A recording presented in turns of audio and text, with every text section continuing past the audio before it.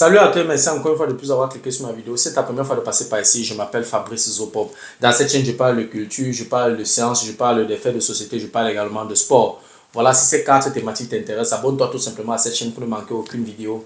Et si en plus de ça, tu actives la cloche de notification, alors tu recevras de manière automatique une notification lorsqu'une nouvelle vidéo sera publiée. Voilà, si entre-temps tu as des questions, des remarques, des suggestions, des critiques ou alors des propositions d'amélioration, n'hésite pas de m'écrire en commentaire. Un like me ferait énormément plaisir. Voilà, dans la vidéo d'aujourd'hui, je vais parler de notre champion. Je vais parler de Monsieur Francis Ngannou. Depuis quelques mois, Monsieur Francis Ngannou est silencieux et son silence m'inquiète, je dois l'avouer. Parce qu'il y a eu tellement d'événements qui se sont déroulés au Cameroun et puis il ne s'exprime pas, je suis un peu inquiet. En tout cas, je vais dire deux ou trois choses sur Monsieur Francis Ngannou, ce que je pense de son silence. Et voilà, si tu veux en savoir plus, reste scotché. La suite, juste après le générique.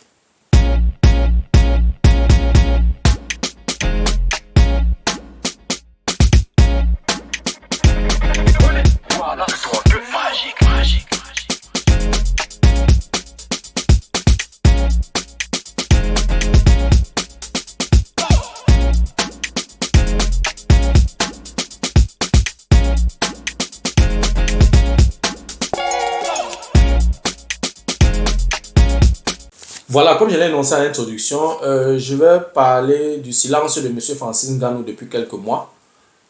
Oui, je peux comprendre que Monsieur Francis Ngannou certainement est concentré, soit peut-être il ne peut pas un combat, je ne sais pas, je ne me suis pas informé dans ce sens.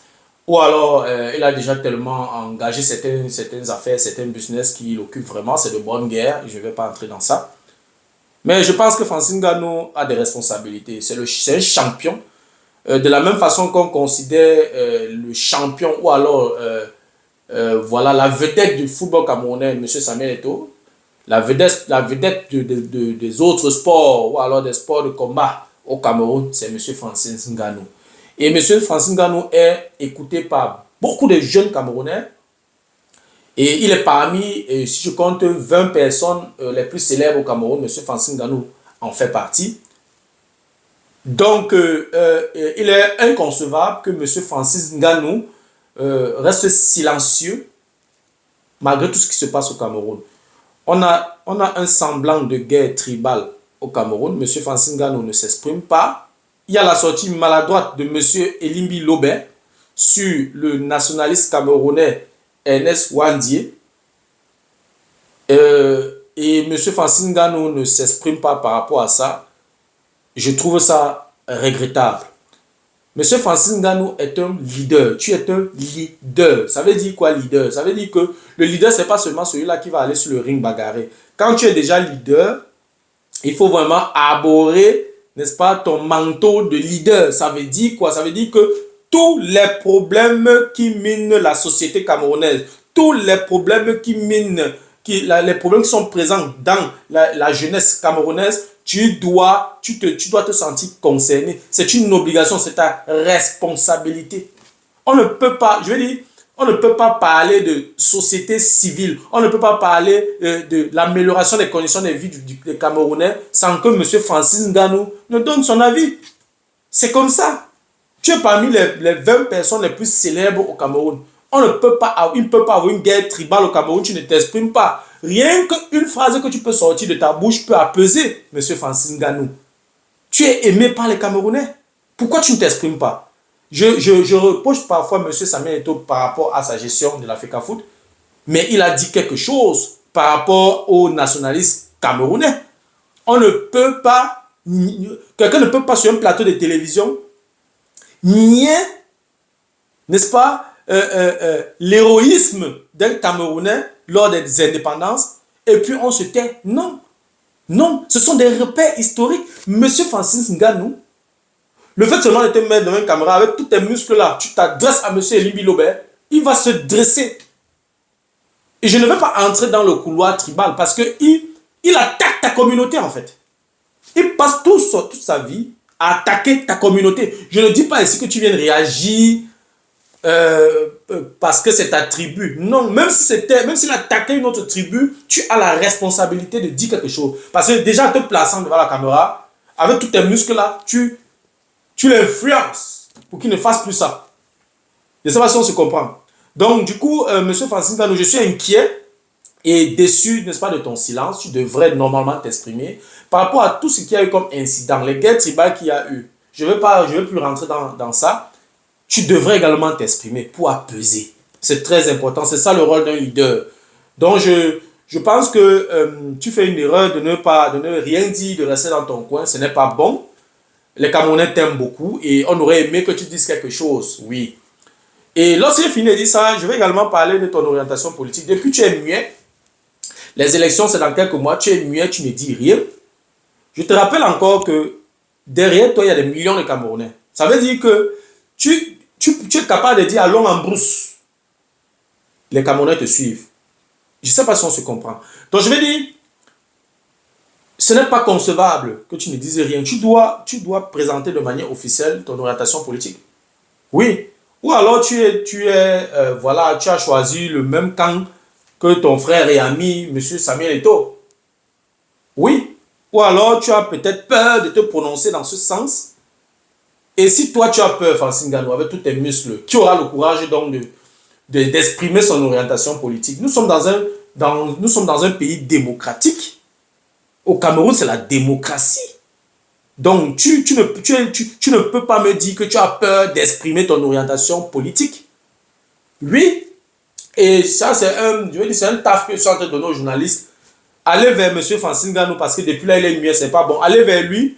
Il faut questionner, voilà le carnaval, hein. Il faut questionner M. Francine Ngannou, premièrement, sur les guerres tribales au Cameroun actuellement. Il faut le questionner sur la sortie maladroite et villageoise de M. Elindi Lobert. Il doit avoir son avis dans ce sens. Il faut le questionner aussi sur les sorties du roi Sokudju. Il doit s'exprimer par rapport à ça. Monsieur Francine Ngannou doit s'exprimer par rapport aux différentes sorties de Monsieur Atangandi. Monsieur Francine Ngannou doit également s'exprimer sur la sortie des évêques au Cameroun. Oui, il doit s'exprimer par rapport à ça. Monsieur Francine Ngannou doit s'exprimer également. Il doit nous dire quelle est son orientation politique, quels sont ses vœux pour le Cameroun. Parce que tous tes business que tu es en train de créer là, s'il arrive qu'une autre personne dirige le Cameroun en fin d'année, tu seras obligé de faire équipe avec ce nouveau dirigeant. Tu es jeune, tu as l'énergie, tu as la force. Tu as encore toute l'avenir devant toi. Et tu as le capital. Tu seras très utile pour la jeunesse camerounaise les 10 prochaines années. Oui, monsieur Francine Ngannou, tu ne peux pas te taire. Tu ne peux pas te taire. Donc, oui, j'interpelle encore tous les journalistes de foncer vers Francine Ngannou et le faire parler. Oui, il doit nous dire exactement quelle est son orientation politique. Là, au moins, même si ce n'est pas ce que les Camerounais souhaitent, c'est-à-dire, voilà, se lancer, n'est-ce pas, voilà, à soutenir l'opposition pour que les choses changent au Cameroun, il n'y a pas de problème. Son frère et ami Samuel Eto'o a fait son choix, n'est-ce pas, de conserver un papa qui a beaucoup travaillé, qui a fait ce qu'il pouvait avec les moyens qu'il avait, et on est en train de le forcer de finir, de prendre encore 7 ans pour rester au pouvoir jusqu'à 100 ans. Vraiment, il faut qu'à un moment donné qu'on ait pitié de ce papa. Finalement, j'ai de la peine pour ce papa. Il est fatigué. Laissons-le aller se reposer. Laissons-le aller se reposer. Ce n'est pas humain. Ma grand-mère est décédée à 97 ans. Elle avait eu sa 4e génération. Si les enfants de Monsieur Paul Biya étaient vraiment des personnes, voilà, qui se précipitent à faire des enfants, c'est qu'il est déjà en train de voir sa 4e génération. Ma grand-mère mourant à 97 ans ne parlait plus, ne marchait plus. Elle faisait seulement les gestes, elle attendait tout simplement son dernier jour. Donc vraiment, libérons ce papa, il part se reposer. Libérons ce papa. Donc, M. Francine Ngannou nous donne son orientation politique. C'est très important pour la jeunesse camerounaise. On veut savoir si M. Francine Ngannou est avec le peuple ou contre le peuple. Et je ne vais pas finir ma vidéo sans parler également de tous les investissements de M. Francine Ngannou. Je crois qu'il y a une période où M. Francine Ngannou voulait ouvrir une académie de sport de combat au Cameroun. Je ne sais pas. Bon, c'est vrai que lorsque j'avais reçu cette information-là, je n'ai vraiment pas creusé. Je dois être honnête. Je ne sais pas à quel niveau il est avec ça. S'il est déjà, si le projet est en phase, n'est-ce pas, en phase de réalisation. Et à quel niveau il est avec ça. Et si oui, voilà, que les journalistes aillent vers lui et cherchent encore à savoir où il en est avec ce projet-là, parce que c'est un projet, n'est-ce pas, que j'ai salué dans le passé, que je trouve intéressant, parce que derrière Francine Ngannou, quoi qu'il peut pousser également avec ses contacts, avec son carnet d'adresse, avec son capital, il peut booster ce secteur-là. Il peut également amener le gouvernement, n'est-ce pas, à investir dans ce secteur. Comme j'ai dit, c'est aussi un moyen d'occuper les Camerounais pour les empêcher de se lancer dans la criminalité. Quand on voit les microbes au Cameroun un peu de partout, vous pensez vraiment que si ces jeunes étaient occupés, ils avaient du travail à faire?